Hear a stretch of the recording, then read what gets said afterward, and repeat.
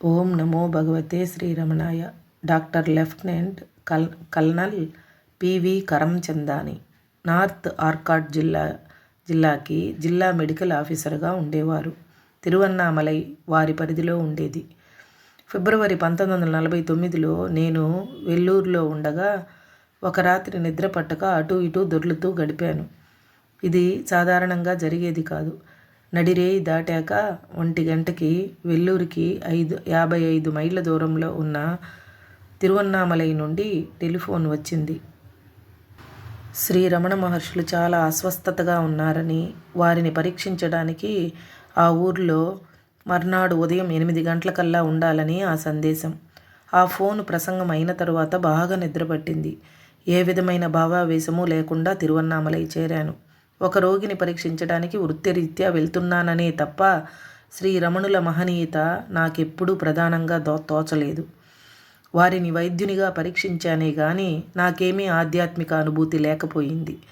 అంతేకాదు, వారు నాతో ఒక్క మాటైనా పలుకలేదు. కానీ ఒక్క క్షణం సేపు నా వైపు చూపు నిలిపారు. అదే నన్నెంతగానో కుదిపివేసింది. నా ఎదుట ఒక ఆధ్యాత్మిక బాట తెరుచుకున్నట్టు అసంకల్పితంగా అనిపించింది. ఆ అద్భుతమైన వీక్షణం వల్ల నన్నేదో ఆనందం చుట్టుముట్టేసింది. వారి ఆకర్షణ పర్యవసానంగా నేనే తిరువన్నామలైకి వెళ్ళే ఏర్పాటు చేసుకున్నాను. కేవలం వారి దర్శనం కోసమే. నా భార్యను కూడా తీసుకువెళ్ళాను. శ్రీరమణుల సన్నిధికి ఏదో ఉత్సుకతతో, ఏదో లభిస్తుందన్న భావంతో వెళ్ళాం.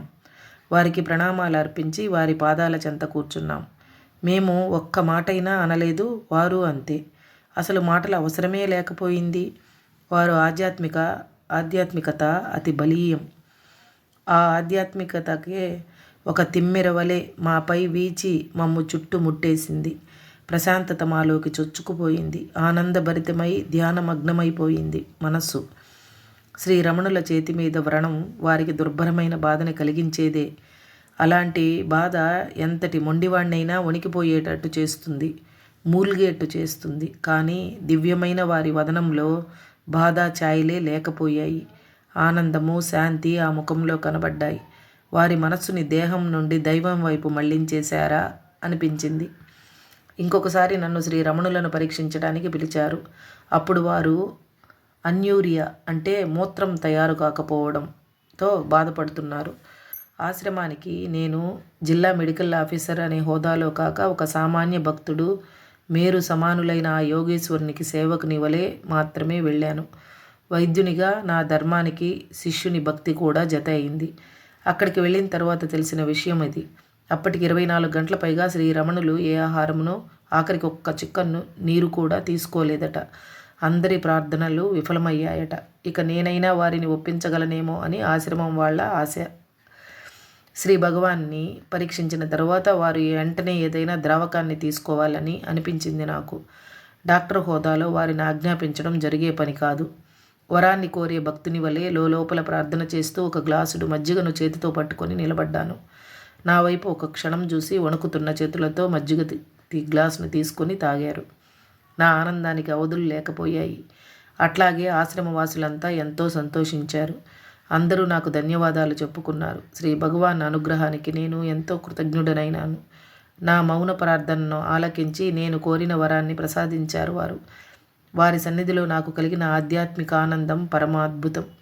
అర్ధరాత్రి వేళ నన్ను మళ్ళీ రమ్మన్నారు. నేను వారి గదిలోకి వెళ్ళేటప్పటికీ అక్కడ 4 భక్తులున్నారు. వాళ్ళని గది నుండి వెళ్ళిపోమ్మన్నారు శ్రీ భగవాన్. వాళ్ళు వెళ్ళిన తర్వాత గదిలో శ్రీ భగవాన్తో పాటు నేనొక్కడే మిగిలాను. యథాప్రకారం వారొక్క మాటైనా పలుకలేదు. నేను మౌనంగా ఉన్నాను. కానీ వారి వద్ద నుండి వచ్చిన ప్రకంపనలు దివ్యం. వారి భౌతిక కాయం విపరీతమైన నొప్పి కలిగిస్తుండాలి. కానీ వారి ఆధ్యాత్మికత నే విధంగానూ అది ప్రభావితం చేయలేదు. నా ఒళ్ళంతా ఆనందంతో పులకరించిపోయింది. ఆ పవిత్రమూర్తిని ఆరాధించాలని ఎంతగానో అనిపించింది. కానీ తమ పాదాలను ఏ భక్తులు తాకకూడదని శ్రీ భగవాన్ నిర్ణయం. అయినా వారి పాదాలను తాకాలని, వారి కాళ్లను ఒత్తాలని గాఢమైన కోరిక కలిగింది నాకు. ఎలాగో ధైర్యం చేసి వారి పాదాలను ఒత్తాను. విచిత్రం ఏమంటే వారేమీ అభ్యంతర పెట్టలేదు.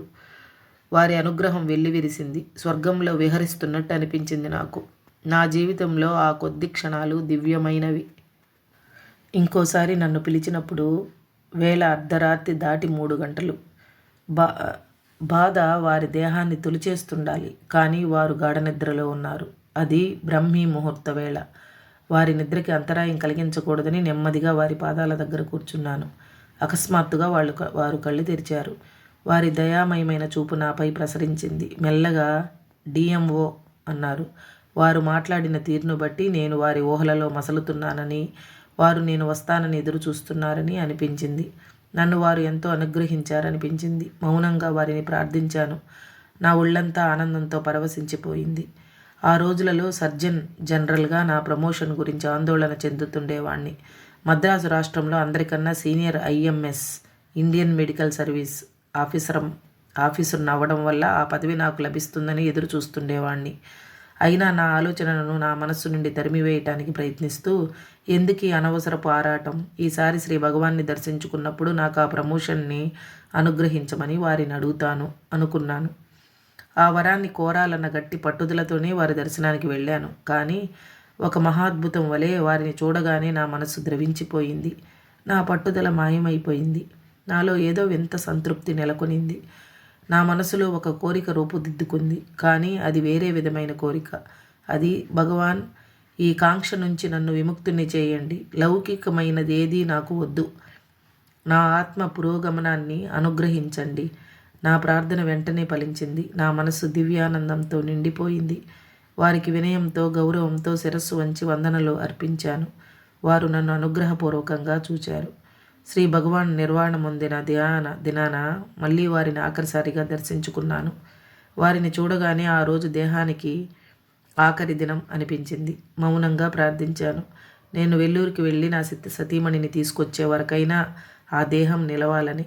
ఒక మహాయోగి దేహాన్ని ఎట్లా విడుస్తారో చూద్దామనే కోరిక ఆమెకుండేది. ఇక ఆఖరు ఘట్టం. ఎందరూ బ్రతిమాలినా శ్రీ భగవాన్ పళ్ళరసాన్ని స్వీకరించలేదు. మూత్ర విసర్జన చేయాల్సి వస్తుందని కాబోలు. కానీ నా భార్య పళ్ళరసం తెచ్చి వారికి సమర్పించింది. వారు మమ్మల్ని అనుగ్రహించి ఆ రసాన్ని స్వీకరించాలని లోపల ప్రార్థన చేసుకుంటున్నాను. నా భార్య ప్రార్థనను ఆలకించారు. ఆ రసాన్ని తీసుకున్నారు. ఆ తర్వాత కాసేపటికి పరమశాంతంగా కన్నుమూశారు. శ్రీ భగవాన్తో పరిచయం ఉన్న 2 నెలలలోనూ వారితో ఒక్క మాటైనా పలుకలేదు నేను. అయినా కరుణామయ దృక్కులతో ఎంతటి అనుగ్రహ ధారని నాపై వర్షింపచేశారో వారు. అది సాటిలేని ఆధ్యాత్మిక అనుభూతి నిజంగా. హరే రమణ.